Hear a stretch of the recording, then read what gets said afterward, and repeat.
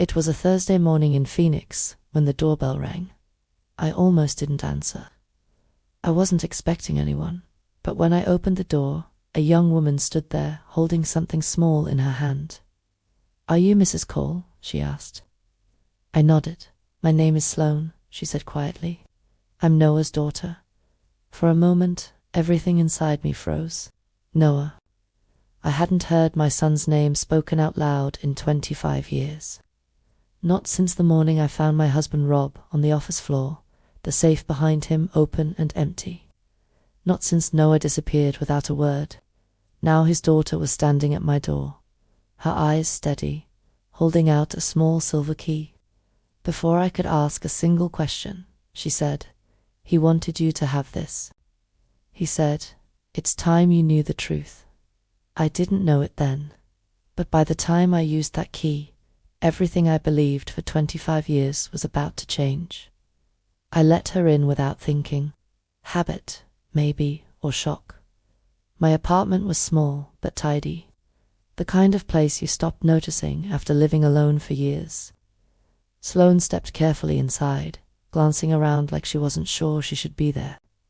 "Would you like some coffee?" I asked, mostly to buy myself a moment to breathe.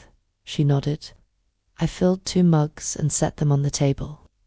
My morning work still covered its client invoices, a calculator, a red pen I'd used to circle small mistakes. Numbers always made sense to me. People never did. Sloane placed her backpack on the floor, then the key on the table between us. It was small, silver, ordinary, with the number 218 stamped on one side. She held the mug with both hands, her fingers trembling slightly. "My father died last month," she said. I waited, the words sinking in like stones dropped into deep water. She didn't have to say his name, I already knew. "Before he died," she continued, "he told me to find you. He said there were things you needed to know." I looked at her closely, the dark hair pulled back, same brown eyes as my husband, the same tilt of her jaw as Noah when he was her age. There was no denying who she was. My son's daughter was sitting in my kitchen holding the key to everything I'd tried to forget. I hadn't said my husband's name out loud in years, but sitting there across from Sloane, the memories came rushing back. Rob and I built our life from nothing. We owned a small restaurant on the east side of Phoenix called Cole's Kitchen. He cooked, I handled the books, and our son Noah worked the front of the house.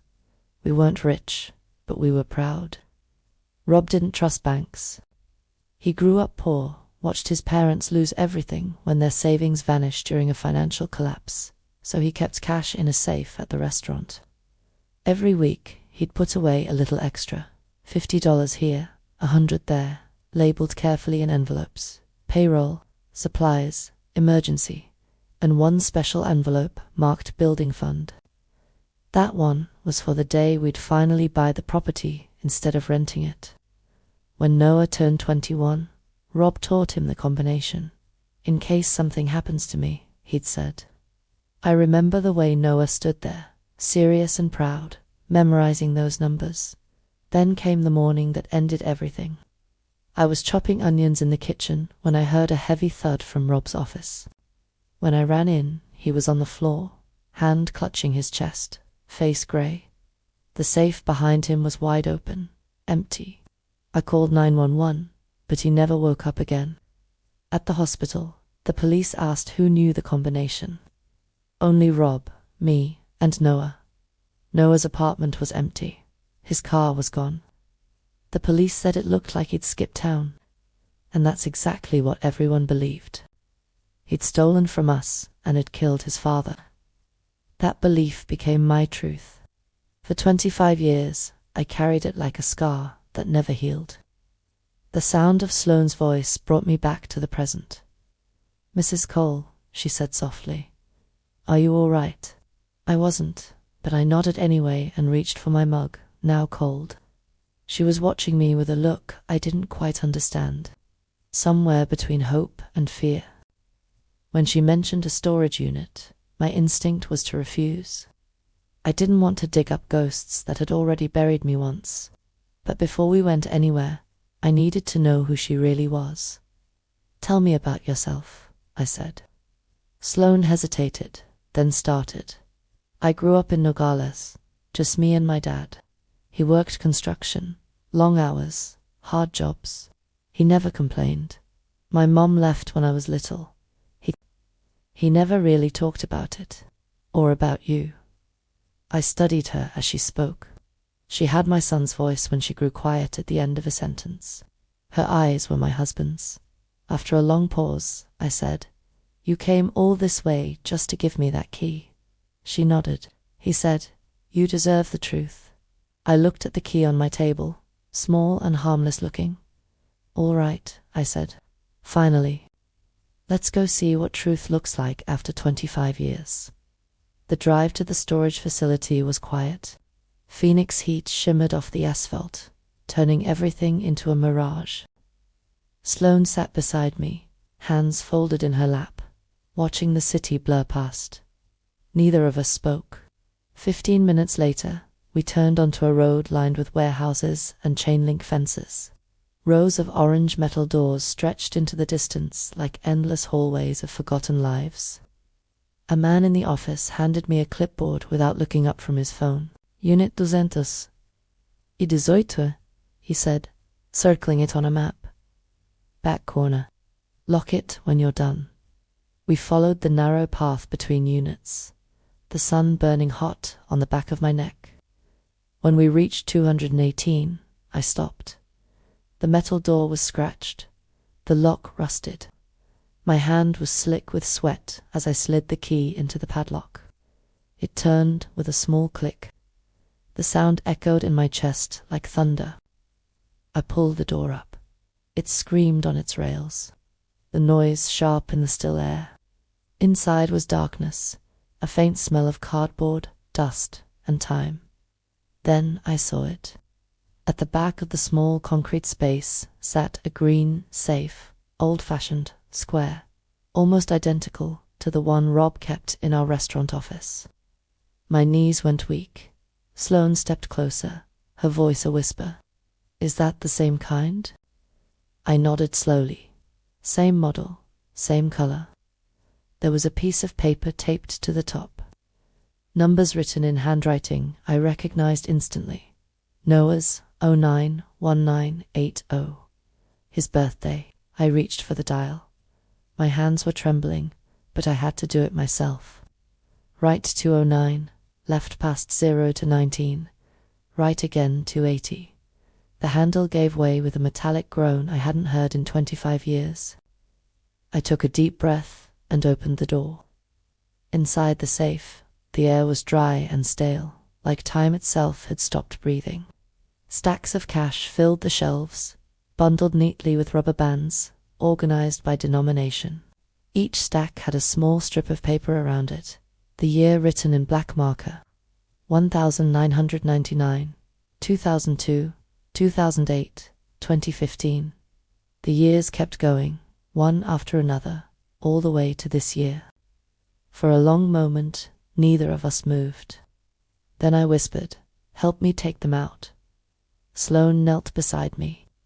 We set the stacks carefully on the concrete floor, one pile after another. The sound of rubber bands snapping echoed softly in the still air. Hundreds, 50s, 20s, all arranged in careful order. "Count with me," I said. She pulled out her phone, opened the calculator, and we began. My voice broke halfway through, but I kept counting. It felt like an impossible kind of math, adding up lost years one bill at a time. When the last stack hit the floor, Sloane read the total from her screen. $356,000, she said. I sank down on the cold concrete. It was more than he had taken. More than what was ever in Rob's safe. He paid it back, I whispered. Every penny, and then some. My hands covered my face. The tears came without warning, hot, shaking, unstoppable. I hadn't cried like that in years. Not since the day everything was taken from me. And now, sitting on the same floor where my son's truth had waited for decades, I didn't know if I was mourning or forgiving. When I finally caught my breath, Sloane pointed toward the back of the safe. "There's more," she said quietly. 3 cardboard boxes sat stacked behind where the money had been. Each one was labeled in Noah's handwriting. "All 3, said Sloane. We pulled the first one out. Inside were photographs, hundreds of them, bundled in small groups with rubber bands. Sloane as a baby, pink-faced in a hospital blanket. Sloane as a little girl with a missing front tooth holding a stuffed rabbit.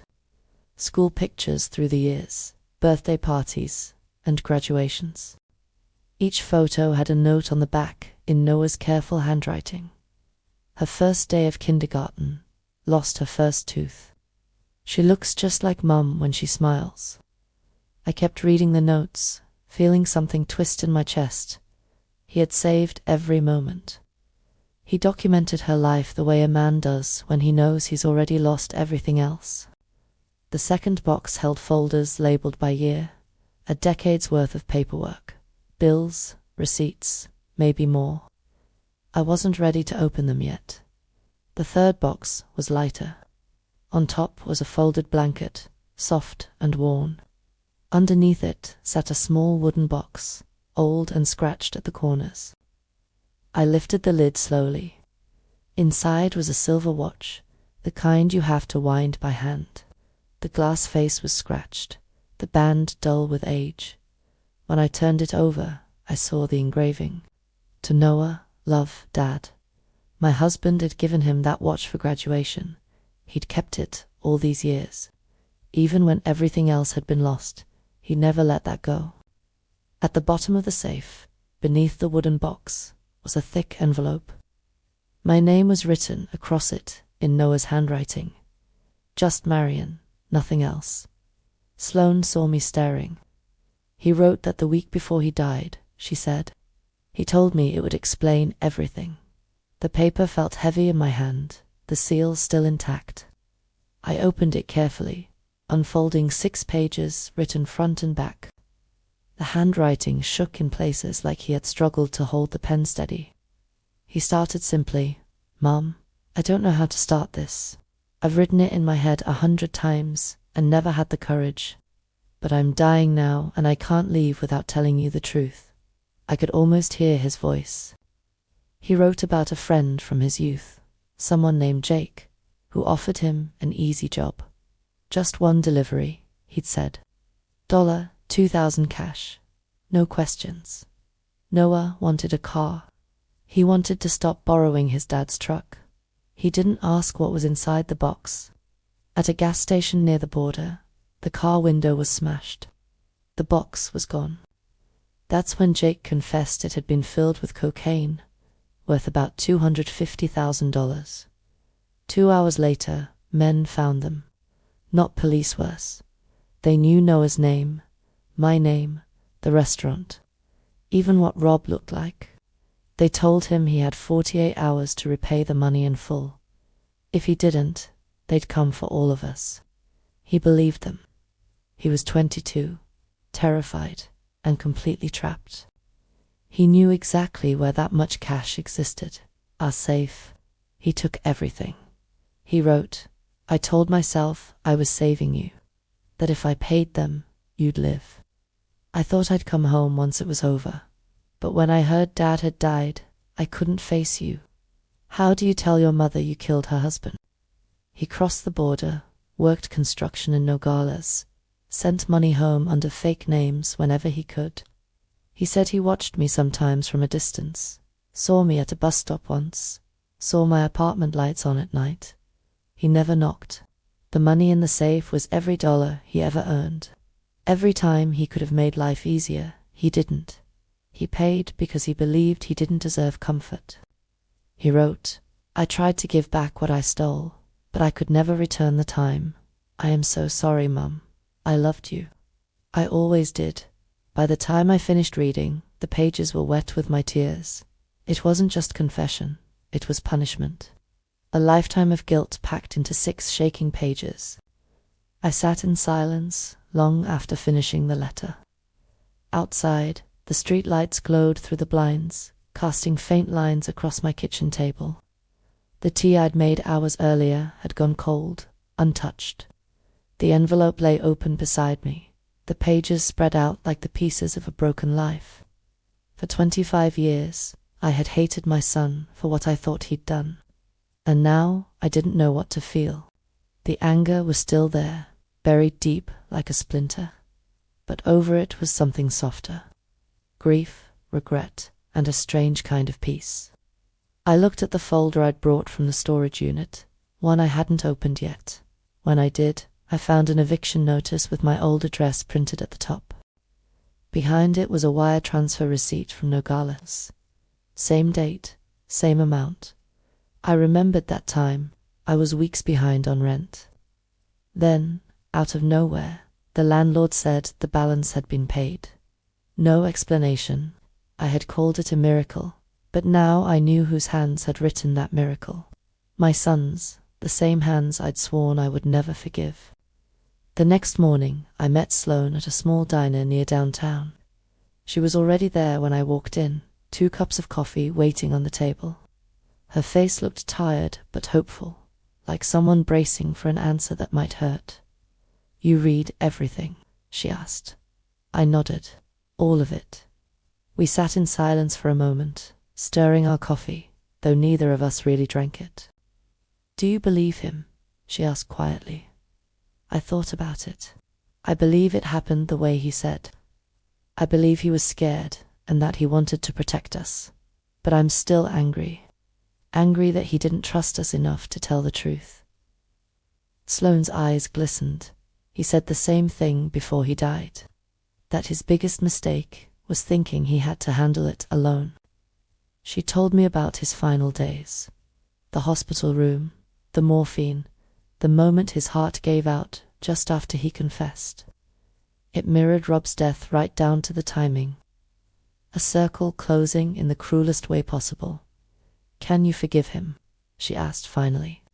I looked out the window at people walking past, strangers living ordinary mornings.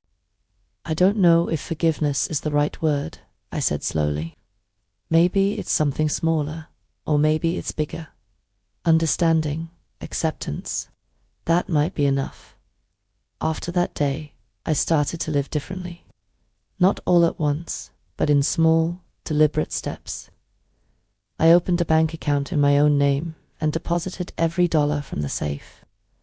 For the first time, I saw numbers that didn't scare me. I fixed the things I had ignored for years. The leaky faucet, the broken cabinet door, the flickering hallway light. Each repair felt like reclaiming a little piece of control. I bought a reliable car that didn't stall at red lights. And when I went to the grocery store, I stopped buying the cheapest coffee, just out of habit. Sloane began visiting often. Sometimes we met at coffee shops. Other times, she'd come to my apartment, bringing her books and her shy smile. She was studying nursing, working part-time at a clinic. I set up a small savings account in her name, a quiet way to help her the way her father had once helped me. On weekends, we cooked together. I taught her how to make Rob's tamales, the way he'd shown me years ago. How to spread the masa thin, how to fold the corn husk just right so the filling stayed sealed. She took notes on her phone and laughed when she got it wrong. By the 3rd try, she had it perfect. Each time she smiled, I saw traces of both Rob and Noah in her face. 3 generations somehow surviving one another, finding new ways to begin again. A few weeks later, Sloane asked if I wanted to visit her father's grave. I hesitated at first, but something in me needed to go. We drove across the border to Nogales, the same road Noah had taken all those years ago. The cemetery was small, quiet, lined with sun-bleached headstones. His marker was simple: Noah Cole, beloved father. Sloane stayed back, giving me space. I stood there for a long time, unsure what to say. Finally, I spoke softly. "I read your letter, Noah. I know now what happened. You were scared, and you made the wrong choice. But you tried to make it right. You carried it alone for too long, and I carried my anger just as long. We both paid a price. I knelt down, brushing the dust from his name. "You raised a good daughter," I whispered. "She's kind, strong, and stubborn. You did something right, after all." When I stood, the air felt lighter. The sun was warm on my face, and for the first time in decades, I wasn't angry anymore. Back home, I hung 2 photos side by side. Noah in his apron at the restaurant, and Sloane in her graduation cap. The same smile, the same blood. A reminder that forgiveness doesn't always sound like a word. Sometimes it just looks like love that kept going.